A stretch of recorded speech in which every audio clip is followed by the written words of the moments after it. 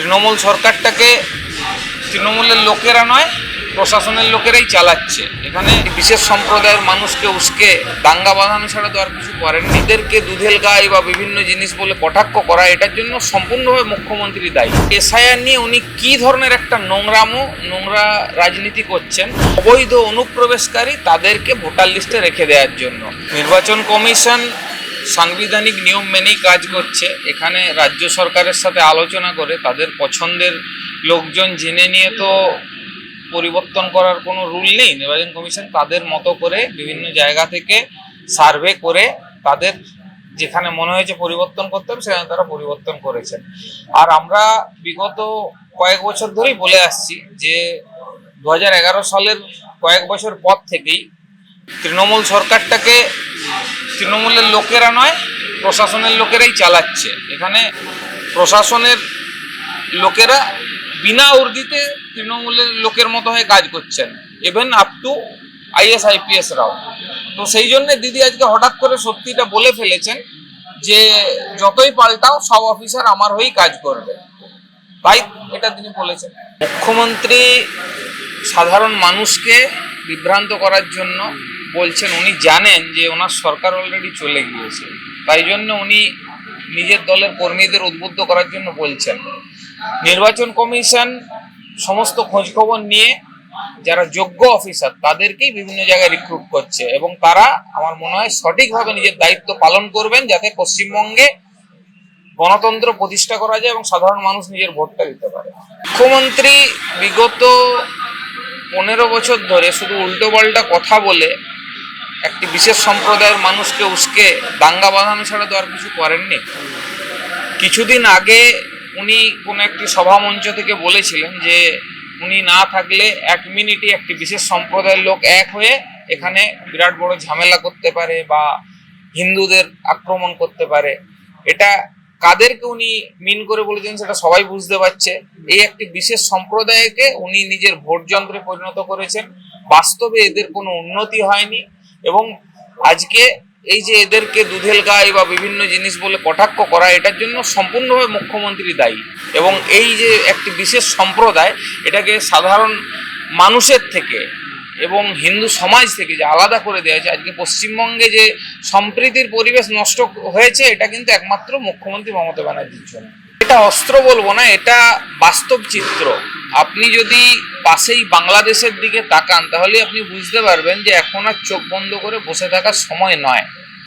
এটা আমরা হিন্দুরা, যারা লিবারেল হিন্দু যাদেরকে বলা হয়, আমরা সেরকমভাবে গুরুত্ব না দিলেও একটি বিশেষ সম্প্রদায় তারা কিন্তু ধর্মের কথা ভেবে সবসময় ঐক্যবদ্ধ থাকেন এবং দেখা গেছে যেখানেই এনারা সংখ্যা লঘুর থেকে সংখ্যা গুরুর দিকে গেছেন সেখানেই সমস্ত জায়গাতে শান্তি বিঘ্নিত হচ্ছে। পাশের বাংলাদেশে দেখুন সেখানে হিন্দুদের কি দুর্বিষহ অবস্থা। তাই ধর্ম তো অবশ্যই একটা প্রধান বিষয় এই ভোটে। 11 সালে ক্ষমতায় আসার পর থেকে মুখ্যমন্ত্রী যেভাবে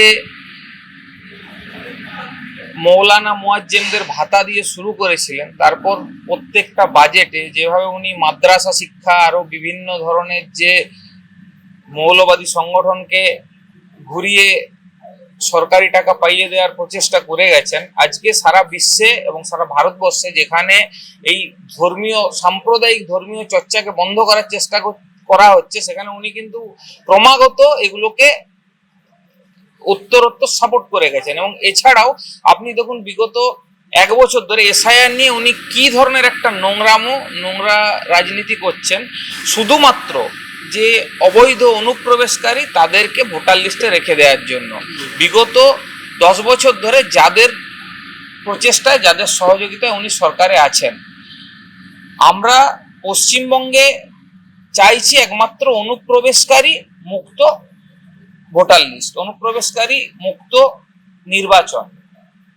এবং আপনি যদি দেখেন যে পশ্চিমবঙ্গে একমাত্র 2000 সালের পর যে এসআইআর হচ্ছে, বিগত 20 বছর ধরে এসআইআর হয়নি, তারপরে এখন বর্তমানে পশ্চিমবঙ্গে যে ভোটার লিস্ট থেকে যে নামগুলো বাদ গেছে সেগুলো বেসিক্যালি মৃত ভোটার, ডাবল এন্ট্রি এবং আপনার যেগুলো ট্রান্সফার হয়েছে বিভিন্ন জায়গায় অন্যান্য প্রদেশে চলে গেছেন বা এক জায়গা থেকে আরেক জায়গায় চলে গেছেন, যেটা ওনারা সায়েন্টিফিক পদ্ধতিতে রিগিং করার জন্য রেখে দেওয়ার চেষ্টা করছেন, যাতে সেই জায়গাগুলো নিজেদের লোককে দিয়ে ছাপ্পা দিয়ে রিগিং করিয়ে জেতা যায়।